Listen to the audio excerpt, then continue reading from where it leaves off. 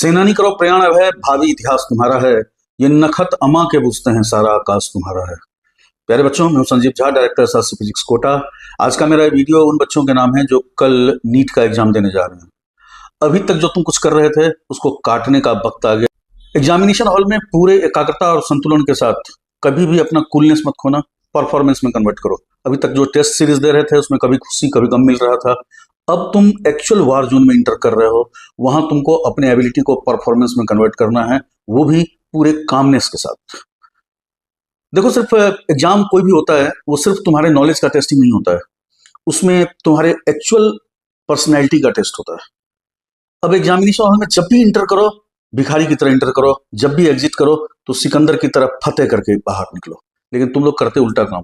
जब examination hall में जाते हो तो मन में बस कितने अरमा अरमा अरमा, सिवाय एम्स के और कुछ दिखाई नहीं देता है, और बाहर आते हो तो खाली हाथ बाहर आते हो। एग्जामिनेशन हॉल में 2, 3, 4 क्वेश्चन जब भी तुमसे नहीं बना, मेंटली क्विट कर जाते हो एग्जामिनेशन हॉल से। ऐसा नहीं करना है। 2, 4 नहीं, 10, 15 क्वेश्चन भी अगर तुमसे नहीं बन रहा है या समझ में नहीं आ रहा है, फिर भी गवर्नमेंट मेडिकल कॉलेज तुमको मिलेगा। पहले आवर में पूरे इंटायर क्वेश्चन पेपर का जितने भी आसान क्वेश्चन हैं उसको सॉल्व कर जाओ। एक्चुअली पूरे पेपर में से लगभग 50% या उससे थोड़ा ज्यादा आसान क्वेश्चन होता है। 90 से 100 क्वेश्चन तुम अगर पहले 1 आवर में छांट करके सॉल्व कर लो, जो भी क्वेश्चन थोड़ा डिफिकल्ट लग रहा है या लग रहा है कि इसमें टाइम लगेगा, उसको छोड़ो, आगे बढ़ जाओ। पहले 1 घंटे में अगर तुमने 100 के आसपास क्वेश्चन कर लिया है, मतलब तुम अब ऊपर के 1 लाख स्टूडेंट में आ चुके हो। सेकंड आवर में जिस क्वेश्चन में लग रहा है कि थोड़ा बहुत सोचना पड़ेगा या फिर उसको सॉल्व करना पड़ेगा, करो। अगर 50 से 60 क्वेश्चन तुमने सेकंड आवर में कर लिया, मतलब तुम क्वालिफाइंग रेंज में पहुंच चुके हो। लास्ट 1 आवर में अपने पूरी एबिलिटी को निचोड़ कर सामने रखो।